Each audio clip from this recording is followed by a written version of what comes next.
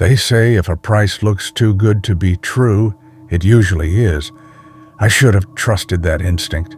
What was supposed to be a romantic weekend in a charming, secluded historic house ended up being the reason I can no longer sleep in total darkness.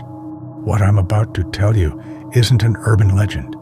This happened to me and my girlfriend, Julia, just 3 months ago.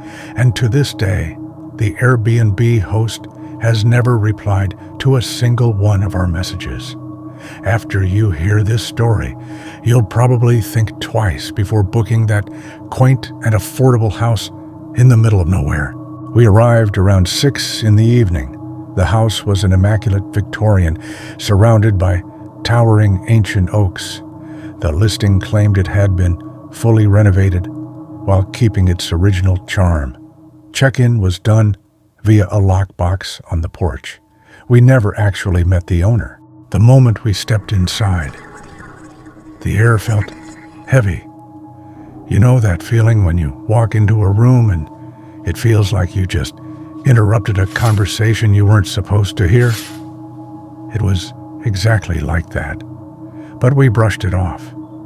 We were exhausted from the drive. Our bedroom was on the 2nd floor.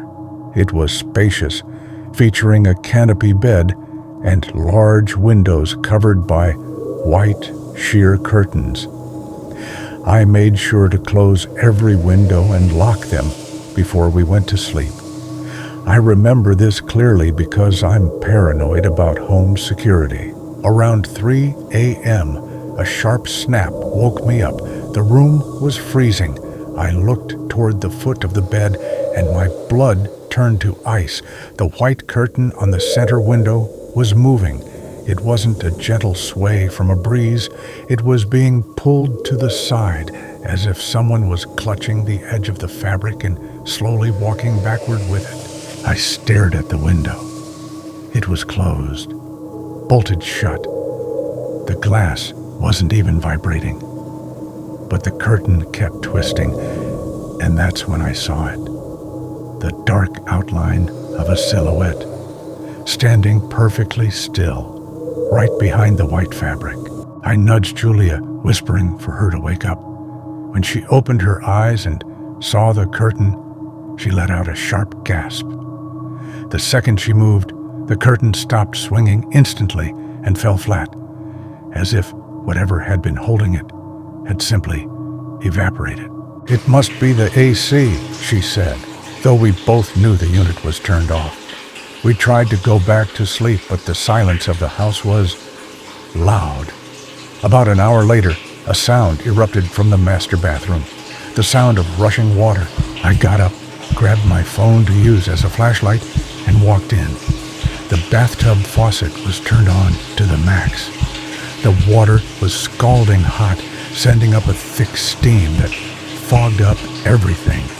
I cranked the handle shut, feeling my heart hammer against my ribs.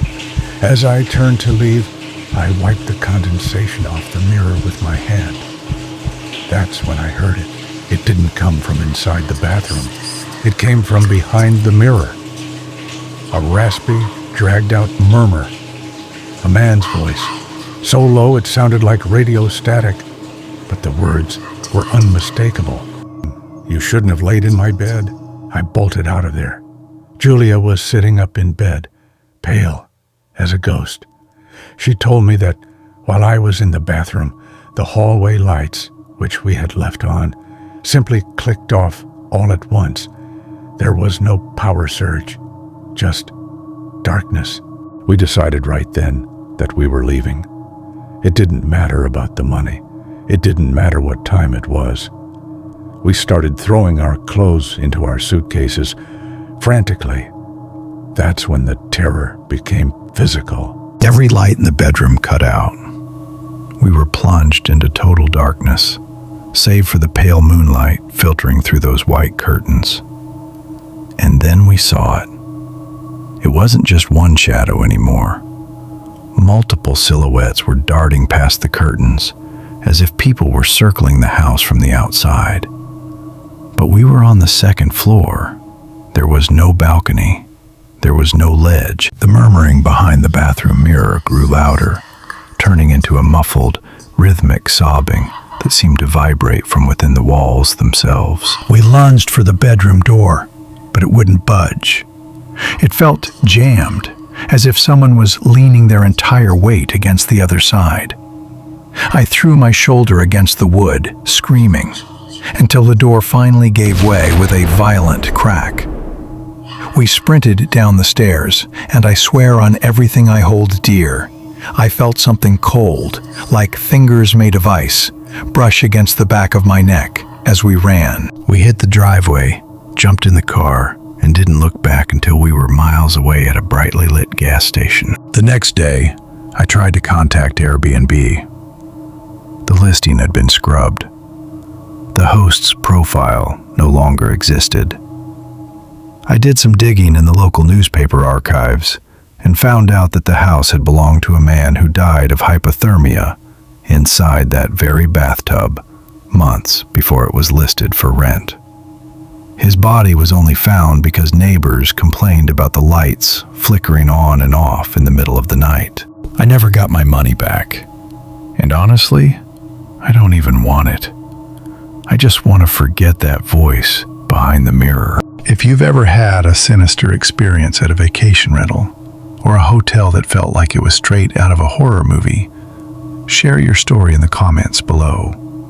I read every single one of them, and the best ones might just end up in a future video. And if you enjoy true stories that make you double-check the locks before you head to bed, don't forget to subscribe and hit the bell icon. You don't want to be caught off guard when the next nightmare begins. Stay safe.